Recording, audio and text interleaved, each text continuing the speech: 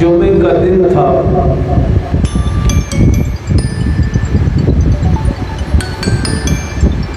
اور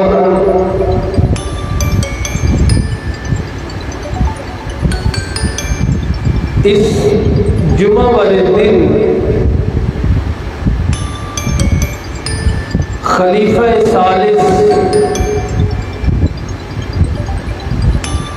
جامع القرآن و ناشر القرآن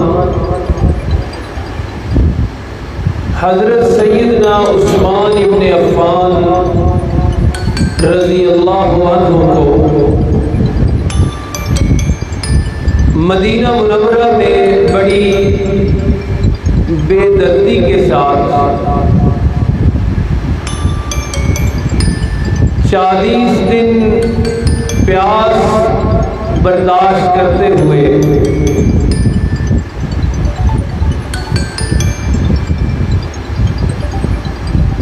ظالم لوگوں نے شہید کر دیا تھا۔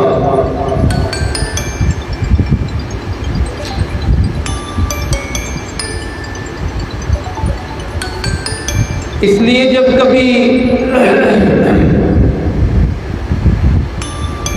ذی الحج کا مہینہ آتا ہے اور جب بھی 18 تاریخ آتی ہے تو تاریخ اسلام سے وابستگی رکھنے والے سب مسلمان ہی افسردگی کا شکار ہو جاتے ہیں کہ اس تاریخ کو اتنی بڑی شخصیت کہ جنہیں اللہ کے پیغمبر شافع محشر نبی مکرم صلی اللہ علیہ وسلم نے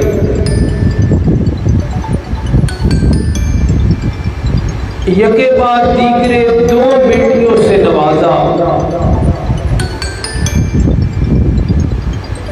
انہیں مظلومیت کے ساتھ شہید کر دیا گیا۔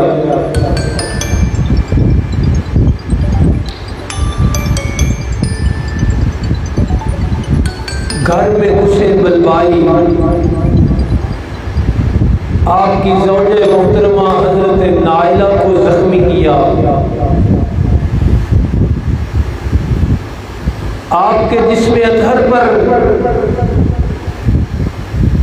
کئی وار کیے گئے، آپ کے سینہ اقدس پر بیٹھ کر ایک ظالم نے آپ کے پسلیاں توڑی، آپ کی مبارک داڑھی نوچی گئی،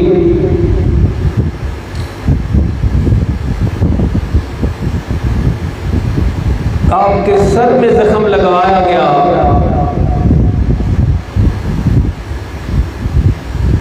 پھر اس شہید مدینہ کی لاش مبارک جسد اطہر 2 دن تک بغیر کفن اور بغیر قبر کے گھر میں پڑا رہا۔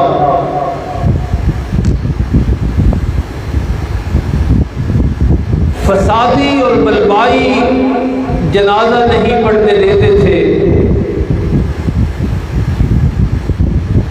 دفن نہیں کرنے دیتے تھے۔ تو یہ سارے واقعات درد دل رکھنے والے ایک انسان، ایک مسلمان کو مغموم کر دیتے ہیں، اور بندہ حیرت میں ڈوب جاتا ہے کہ کتنی بڑی عظیم شخصیت امت نے کھوئی۔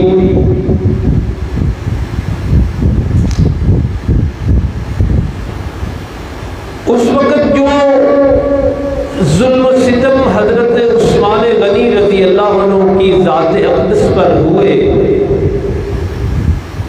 وہ تو ہوئے ہی، لیکن آپ کی مظلومیت کی انتہا یہ ہے، آپ اتنے بڑے مظلوم ہیں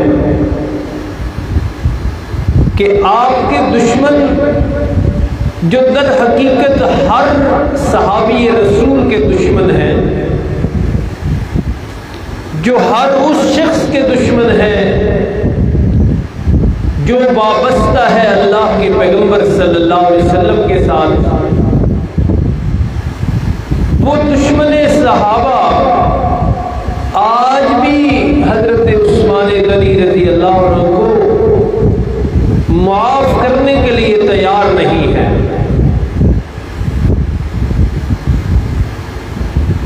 وہی بے ڈھنگے،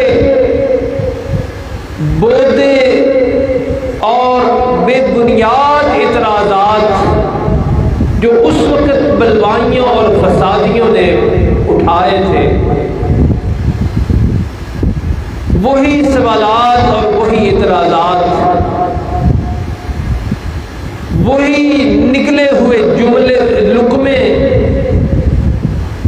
دوبارہ اگل اگل کر اسلامی برادری کو تعفن اور بدبو کا شکار کرتے رہتے ہیں یہ لوگ۔ کبھی کوئی اعتراض، کبھی کوئی سوال، کبھی کسی تاریخی کتاب کا حوالہ، کبھی کسی تاریخی کتاب کا حوالہ۔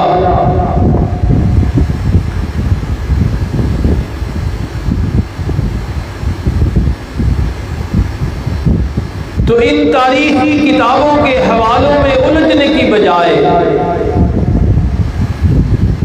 ان جھوٹی روایات میں کھو کر اپنا ایمان ضائع کرنے کی بجائے، سیدھا راستہ اور صاف راستہ اور محفوظ راستہ یہ ہے کہ سیدنا عثمان غنی رضی اللہ عنہ سمیت تمام صحابہ کرام علیہم الرضوان کو قرآن کے آئینے میں دیکھا جائے۔ ساری کتابیں جھوٹی ہو سکتی ہیں، ساری کتابیں ناقابل اعتماد اور ناقابل اعتبار ہو سکتی ہیں، لیکن قرآن تو ایسا نہیں نہ ہو سکتا۔ قرآن حکیم تو اللہ کی کتاب ہے، اس میں اللہ کا کلام ہے، اس میں وہ کچھ لکھا ہے جو اللہ نے آسمانوں سے نازل فرمایا۔ تو صحابہ کو دیکھنے کا، ان کو پرکھنے کا سب سے محفوظ راستہ قرآن حکیم ہے۔ اور اس کے بعد جس عظیم ہستی کے وہ صحابہ تھے، جس عظیم ہستی کے وہ شاگرد تھے، جس عظیم معلم کے وہ تربیت یافتہ تھے، اس پاک پیغمبر صلی اللہ علیہ وسلم کے ارشادات میں دیکھا جائے کہ کیا وہ بھی اپنے ان صحابہ کے بارے میں بدظن تھے یا راضی تھے؟ کیا رسول اکرم صلی اللہ علیہ وسلم کو بھی اپنے کسی صحابی کے ایمان اور کردار میں کوئی شک تھا یا نہیں تھا؟ یہ محفوظ راستہ ہے۔ تاریخ کی کتابیں بالکل ناقابل اعتبار ہیں، ان میں جھوٹ سچ سب کچھ ملا جلا دیا گیا ہے، لیکن اللہ کا قرآن سچ بولتا ہے۔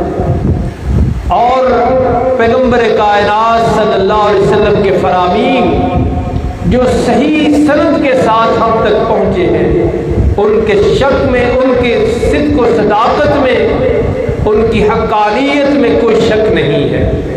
تو آج کی اس مجلس میں، اس محفل میں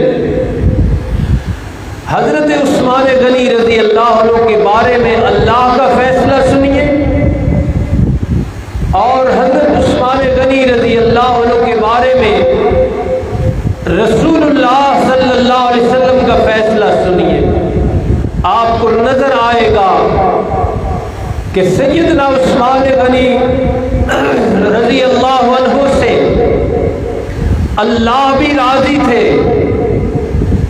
اور سیدنا عثمان غنی رضی اللہ عنہ کی ذات اقدس سے رسول اکرم رحمت مجسم صلی اللہ علیہ وسلم بھی راضی تھے۔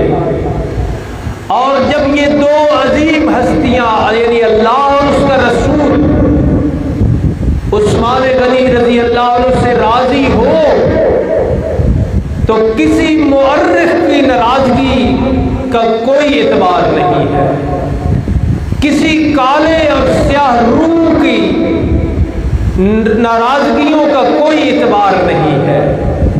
کوئی بھونکتا ہے تو بے شک بھونکتا رہے، سیدنا عثمان غنی رضی اللہ عنہ سے اللہ بھی راضی اور سیدنا عثمان غنی رضی اللہ عنہ سے اللہ کے پیغمبر بھی راضی تھے۔ چنانچہ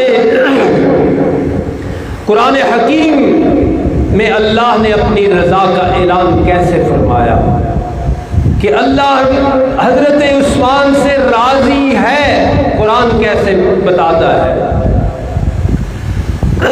اور قرآن مجید کی دلیل آ جانے کے بعد قرآن مجید سے یہ ثابت ہو جائے کہ حضرت عثمان سے اللہ راضی ہے، اس کے بعد ایسے لوگوں کو دعوت فکر ہے اور دعوت ایمان ہے کہ ایسی ہستی پر کیچڑ اچھالنا جس سے اللہ بھی راضی، اللہ کا پیغمبر بھی راضی، اپنے ایمان سے ہاتھ دھو بیٹھنے کے مترادف ہے۔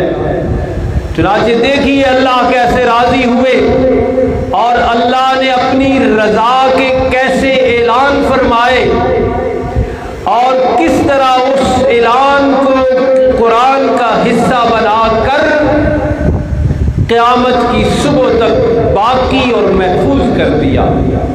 سورۃ الفتح ہے، فرمایا لقد رضی اللہ عن المؤمنین، اللہ فرماتے ہیں قرآن حکیم میں کہ مجھے اللہ ہونے کی قسم،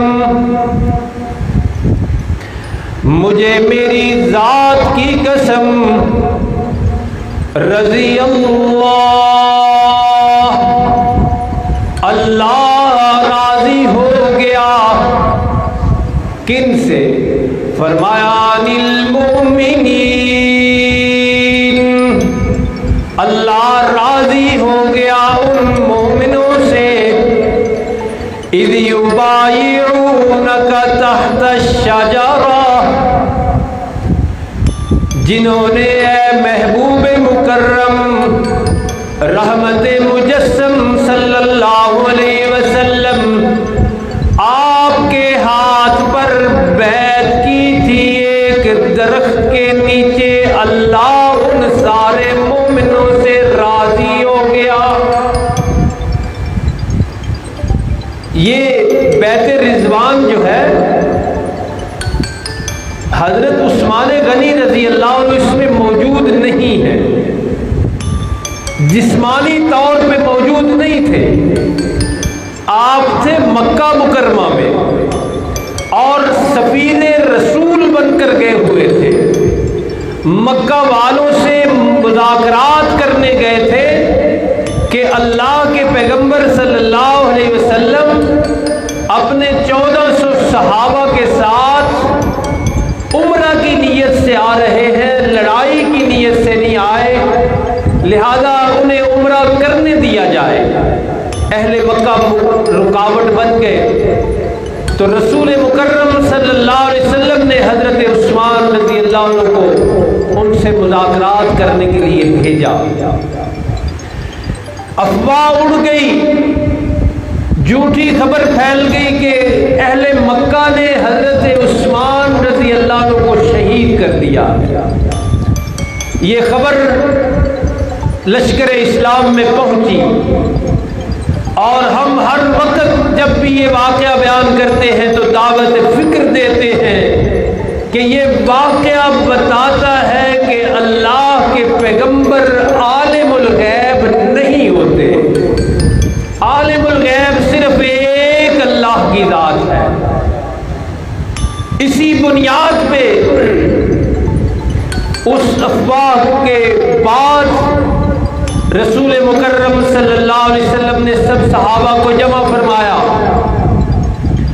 اور ارشاد فرمایا کہ سارے میرے ہاتھ میں اس بات کی بیعت کرو کہ عثمان رضی اللہ عنہ کی شہادت کا بدلہ لیں گے ہم. اگر آپ عالم الغیب ہوتے تو آپ فرماتے کہ عثمان شہید نہیں ہوئے بھی نہیں تھے، افواہ تھی، غلط خبر تھی، لیکن آپ نے بیعت لی. 1400 صحابہ نے میرے نبی مکرم صلی اللہ علیہ وسلم کے دست اقدس پر بیعت کی کہ ہم حضرت عثمان غنی رضی اللہ عنہ کی شہادت کا بدلہ لیں گے اور خون کا قصاص لیں گے. یہ بیعت ہوئی. جن 1400 صحابہ نے یہ بیعت کی، اللہ کے پیغمبر صلی اللہ علیہ وسلم نے ان سے بیعت لی.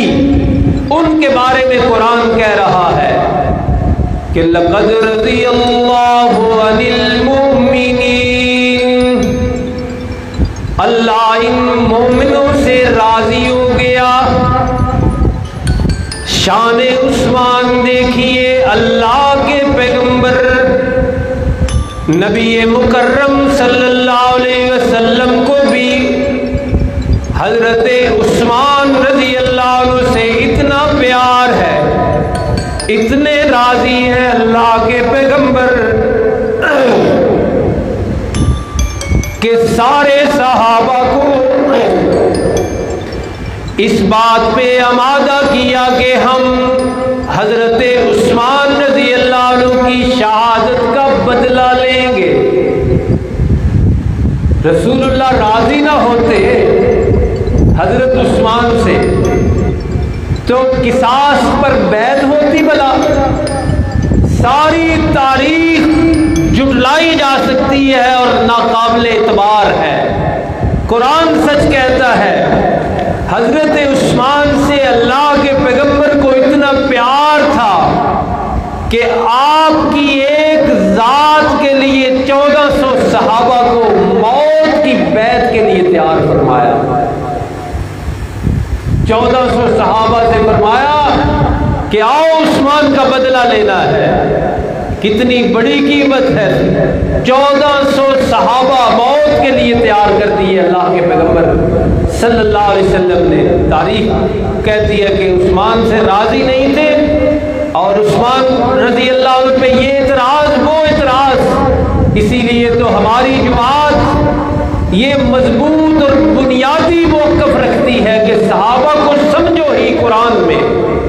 صحابہ کو جب تاریخوں میں سمجھنا شروع کیا، جن لوگوں نے بھی سمجھا وہ گمراہ ہوئے ہیں. صحابہ کی شان تک نہیں پہنچ سکے. وہ صحابہ کی شان تو اللہ کا قرآن بیان کرتا ہے. تو دیکھیے اگر حضرت عثمان رضی اللہ عنہ سے اللہ کے پیغمبر راضی نہ ہوتے تو 1400 صحابہ کو بیعت کے لیے کیوں تیار کرتے. لیکن تیار جب کیا تو عرش سے رحمان نے بھی اعلان کیا کہ میں بھی راضی ہوں. تو گویا جو میں کہنا چاہتا ہوں وہ یہی ہے. قرآن ثابت کر رہا ہے کہ عثمان رضی اللہ عنہ سے اللہ بھی راضی، اللہ کے پیغمبر بھی راضی. اور اسی طرح یہ آیت ہمیں بتلاتی ہے کہ دشمن عثمان سے اللہ کا رویہ کیا ہوتا ہے. اور یہ آیت ہمیں بتاتی ہے کہ دشمن عثمان سے اللہ کے پیغمبر صلی اللہ علیہ وسلم کا سلوک کیسا ہے. دشمن عثمان تھے مکہ والے. ان کے خلاف جو کھڑے ہوئے اللہ نے کہا میں ان سے راضی. تو گویا جو دشمن عثمان اللہ کو بڑا پسند ہے۔ یہ ہے دشمن عثمان سے اللہ کا سلوک کہ جو بھی عثمان رضی اللہ عنہ کا دشمن ہے، اس دشمن کے ساتھ جو دشمنی کرے اللہ کو وہ بڑا پیارا۔ اللہ اس کے ذکر قرآن میں کرتے ہیں، اور میرے نبی کا سلوک دشمن عثمان سے کیا ہے؟ افواہ پھیلی ہے، جھوٹی خبر ہے کہ حضرت عثمان شہید ہو گئے۔ میرے نبی صلی اللہ علیہ وسلم کا دشمن عثمان سے رویہ یہ ہے کہ پورا لشکر بدلہ کے لیے تیار کر دیا۔ 1400 صحابہ جن کی رضا کے اللہ نے اعلان کیے ہیں، میرے نبی نے دشمن عثمان کے خلاف لڑنے کے لیے تیار کر دیے۔ تو آج قرآن کی روشنی میں دشمن عثمان سے سچے مسلمانوں کا رویہ بھی یہی ہونا چاہیے۔ ان کے لیے کوئی ہمدردی نہیں، ان کے لیے کوئی نرم پہلو اور نرم گوشہ نہیں ہونا چاہیے۔ کیوں؟ اس لیے کہ دشمن عثمان سے اللہ کی کوئی ہمدردی نہیں، دشمن عثمان سے رسول اللہ صلی اللہ علیہ وسلم کو کوئی ہمدردی نہیں۔ 1400 صحابہ تیار کر دیے اور فرمایا فَعَلِمَ مَا فِي قُلُوبِهِمْ، اللہ ان بیعت کرنے والوں سے راضی بھی ہے، اور کل تاریخ آگے کہے کہ اوپر اوپر سے بیعت کی تھی، تاریخ آگے کہے کہ اندر سے لڑنا نہیں چاہتے تھے۔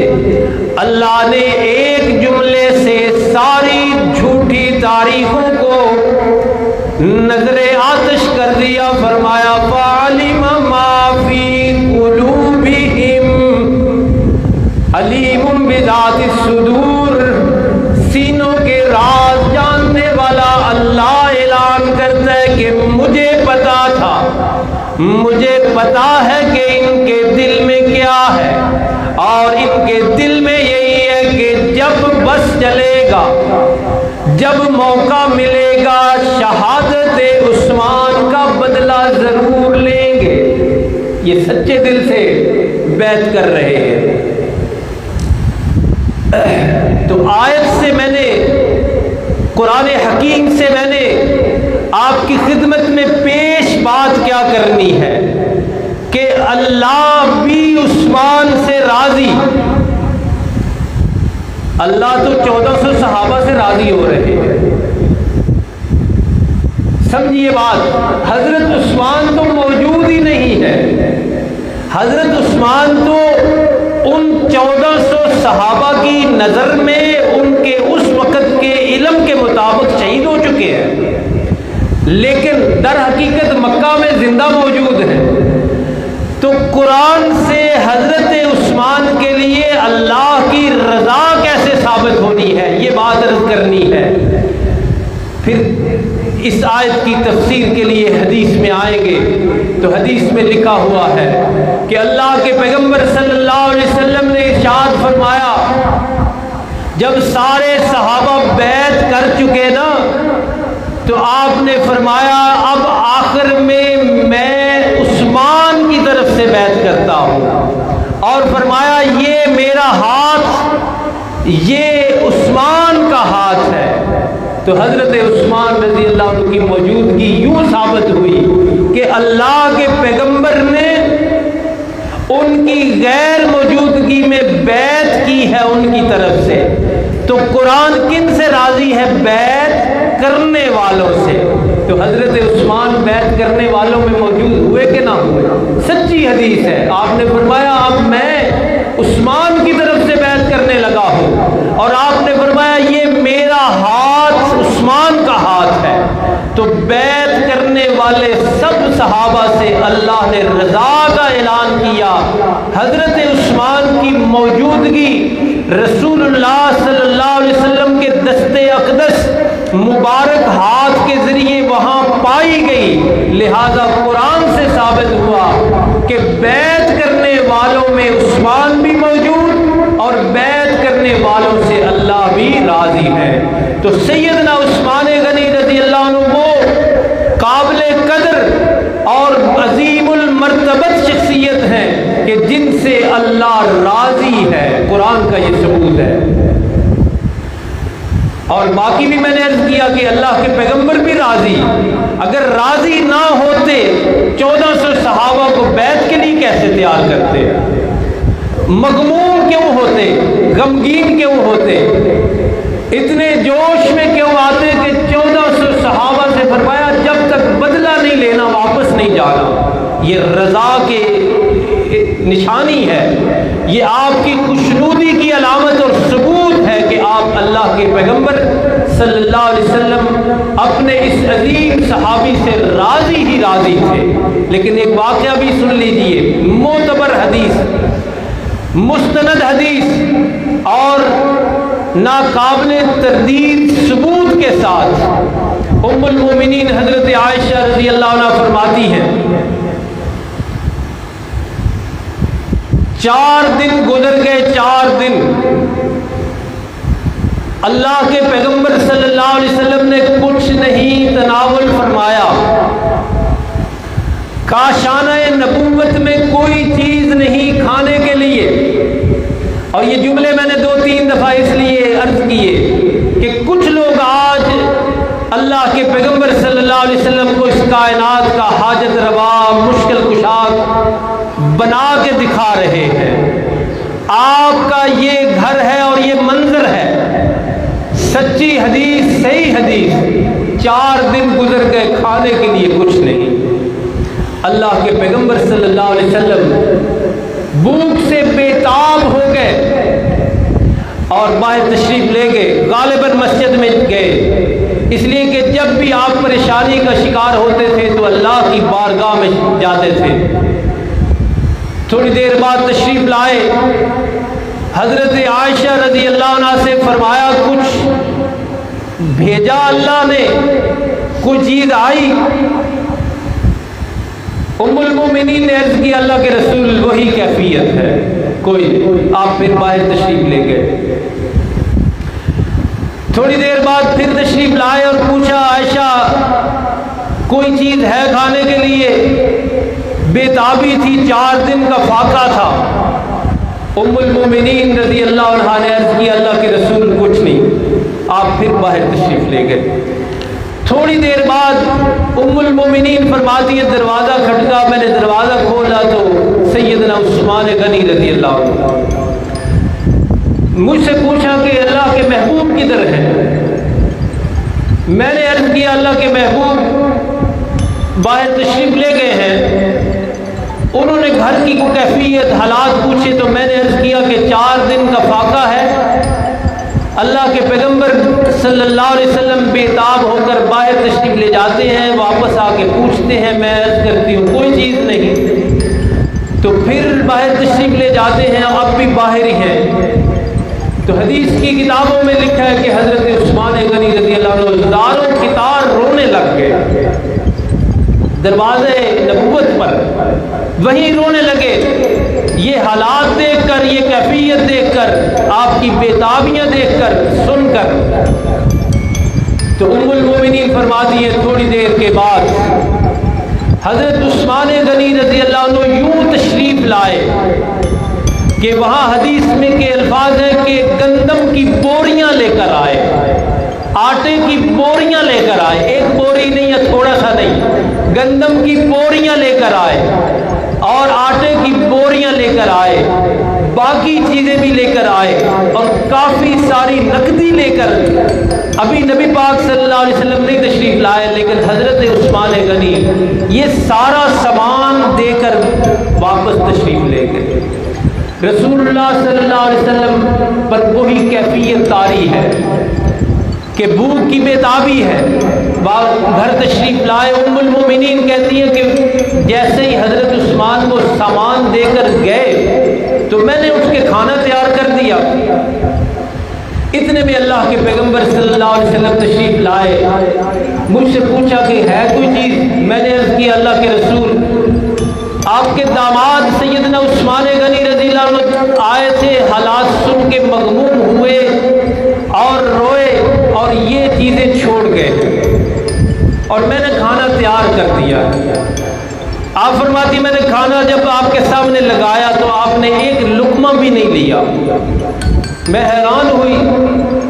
میں نے دیکھا کہ آپ 4 دن سے فاقے میں ہیں, کھانا نہیں کھایا, بھوک سے بےتاب ہے. جب کھانا سامنے آیا ہے تو تناول نہیں فرمایا, ایک لقمہ بھی نہیں لیا, تو باہر تشریف لے گئے ہیں. فرماتی ہے مجھے لگا جیسے آپ مسجد میں گئے, تو میں دروازے کے سوراخ سے دیکھنے لگی تو واقعی آپ مسجد میں تشریف لے گئے, اور مسجد میں تشریف لے کے اللہ کی بارگاہ میں عرض کیا. 3 دفعہ جملہ دہرایا, جھوٹی روایتیں, جھوٹی تاریخ, سارا کچھ ملیا میٹ اور ناقابل اعتبار ہو جاتا ہے ایک جملے سے. ام المومنین فرماتی ہے اور میں نے بتایا تاریخ حدیث صحیح مستند ناقابل تردید کہ ام المومنین فرماتی ہے میں نے سنا اللہ کے پیغمبر اپنے رب سے یہ کہہ رہے تھے اللہم انا راض عن عثمان, کہ یا اللہ میں عثمان سے راضی ہوں. اور صرف اتنا نہیں فرمایا فرض عنہ, یا اللہ آپ بھی اس سے راضی ہو جائے. تو آج کی گفتگو میں میں نے ایمان محفوظ کرنے کے لیے, کیونکہ بڑی ہلچل مچی ہوئی ہے, بڑے اعتراضات, نکلے ہوئے جملے اور لقمے دوبارہ اگلے جا رہے ہیں. سیدنا عثمان غنی رضی اللہ عنہ کی ذات پر حملے ہو رہے ہیں. آپ کا اور میرے سامعین کا اور ناظرین کا ایمان محفوظ کرنے کے لیے میں نے یہ عرض کیا کہ عثمان غنی رضی اللہ عنہ پر کوئی اعتراض نہیں, اس لیے کہ قرآن کہتا ہے ان سے اللہ بھی راضی, اور حدیث میں نے بتائی کہ ان سے اللہ کے پیغمبر بھی راضی. آپ سارے معاشرے میں رہتے ہیں, مجھ سے بہتر سمجھتے ہیں, اور جس کو 2 بیٹیاں دی جائیں اس سے بلا ناراضگی ہوتی ہے. یکے بعد دیگرے جسے 2 بیٹیاں نکاح میں دی جائیں وہ ناپسندیدہ شخصیت ہوتی ہے.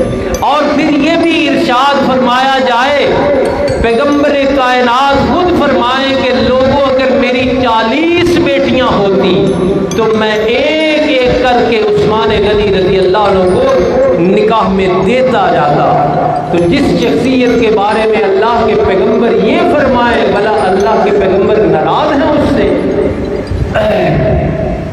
اور ایک اور آپ کی سیرت مبارکہ کا بڑا پہلو اہم جس کا آج خصوصی ذکر کرنا ضروری ہے, اور وہ یہ ہے کہ آپ کی ایک صفت اور تعریف اور آپ کا ایک کارنامہ ہے جس کی وجہ سے آپ کو جامع القرآن کہا جاتا ہے اور ناشر القرآن کہا جاتا ہے. اس کی تفصیل میں پھر کبھی عرض کروں گا, لیکن ان دونوں صفات کے حوالے سے اور عالمی حالات, موجودہ حالات, اور خاص طور پہ پاکستان میں آج پورے ملک میں عظمت قرآن, تحفظ قرآن اور تقدیس قرآن کے حوالے سے ریلیاں, جلسے اور جلوس منعقد کیے جا رہے ہیں. تو حضرت عثمان غنی رضی اللہ عنہ کا ایک بڑا کارنامہ یہ ہے کہ آپ نے پوری امت کو ایک قرآن پر جمع کیا. اس کا کیا مطلب ہے؟ مطلب یہ ہے کہ قرآن اترا تھا 7 لفظوں میں. جیسے پنجابی ہے نا ہماری, سمجھ لیجئے, تھوڑا سا ٹائم دیجئے مجھے. یہاں حافظ آباد میں اور طرح بولی جاتی ہے, گجرات میں اور طرح بولی جاتی ہے, لفظ تو وہی ہوتا ہے, لہجے میں تھوڑا سا فرق ہے, اتنا تھا. یہ جب مملکت اسلامیہ وسیع ہوئی نا تو وہ 7 لفظ ادھر ادھر ہونے لگے. تو لوگ, ایک کہتا یار میں نے تو ایسے سنا ہے, دوسرا کہتا میں نے ایسے سنا ہے. اور جیسے اب بھی ہمارے ہاں وہ زواد اور دواد کا فرق ہے کہ نہیں, کئی لوگ زواد پڑھتے ہیں, کئی دواد پڑھتے ہیں, اس طرح. تو آرمینیا, یہ جو ایشیائی ممالک ہیں, آذربائیجان, ان میں گورنر تھے ایک صحابی حضرت حذیفہ بن یمان رضی اللہ عنہ. یہ پہنچے مدینہ منورہ اور انہوں نے جا کے عرض کیا خلیفۃ المسلمین حضرت عثمان غنی رضی اللہ عنہ سے کہ الفاظ کے اس اختلاف کی وجہ سے لوگوں میں بڑی بھی نا ہلچل اور اضطراب ہے، لہذا ایسی کوئی کوشش کی جائے کہ ایک لفظ پر متفق ہو جائے۔ کوئی یہ نہ کہے کہ میں نے اپنے استاد سے یوں سنا ہے، میں نے اپنے استاد سے یوں سنا ہے، تو اس کو کہتے ہیں جامع القرآن۔ حضرت عثمان غنی رضی اللہ عنہ نے ایک لفظ پر پوری امت کو متفق کیا اور پوری امت کو ایک صحیفہ اور ایک مصحف دیا، جسے آج بھی مصحف عثمانی کہا جاتا ہے۔ اس قرآن کا دوسرا نام کیا ہے؟ مصحف عثمانی۔ تو بہرحال اس قرآن کو ابھی عید کے دنوں میں سویڈن جیسے ایک سیکولر اور لا مذہب قسم کے ملک میں گورنمنٹ کی اجازت سے، وہاں کی حکمرانوں کی اجازت سے قرآن حکیم کی توہین کی گئی، نظر آتش کیا گیا۔ اس کا غم اور غصہ پوری مملکت اسلامیہ میں بھی اور بلکہ پورے عالم اسلام میں موجود ہے۔ ہم بھی اس سٹیج سے یہ اعلان کرتے ہیں کہ ایسے گنہونے کرداروں کو روکا جائے، ایسی اجازت دینے والی حکومت سے ہماری حکومت بات کرے۔ جب انہوں نے حکومتی لیول پہ یہ کام کیا ہے تو ہمیں بھی حکومتی لیول پہ یہ بات اٹھانی چاہیے، اور سیاسی اختلافات کے شکار ہونے کے بغیر ہم یہ سمجھ رہے ہیں، آپ کو بھی معلوم ہے کہ الحمدللہ ملکی سطح پہ بھی احتجاج ہو رہا ہے اور حکومتی سطح پہ بھی احتجاج ہو رہا ہے، اور اسی طرح عالم اسلام کی جو تنظیم ہے وہ بھی احتجاج کر رہی ہے، لیکن ہم بھی اپنا حصہ اسی طرح ڈالیں گے کہ ایسے تمام کرداروں کی ہم مذمت کرتے ہیں۔ اور رہی دوسری بات کہ اس طرح نظر آتش کرنے سے قرآن کو کوئی فرق پڑنا ہے، ایسی کوئی بات نہیں۔ قرآن قیامت تک کے لیے ہے اور قیامت تک اس کی عظمت اور شان میں اضافہ ہوتا ہی رہے گا، اس کی تعلیمات عام ہوتی رہیں گی۔ آپ متفق ہیں نا مذمت کرنے میں، لیکن وہ جج جس طرح کرتے ہیں نا، ججوں کا فیصلہ آتا ہے نا تو کچھ اختلافی نوٹ ہوتے ہیں، اختلافی نوٹ ہوتے ہیں نا، ہمارا اس ممبر سے ایک اختلافی نوٹ بھی ہے۔ مذمت تو ہم سب کرتے ہیں، نظر آتش جس نے کیا اس کو بھی، جنہوں نے کروایا ان کو بھی، اور مسلمانوں کے غم اور غصے کو پہنچاتے ہیں سویڈن تک کہ وہ بات سمجھے اور قرآن کا تقدس اور قرآن کا احترام سمجھے۔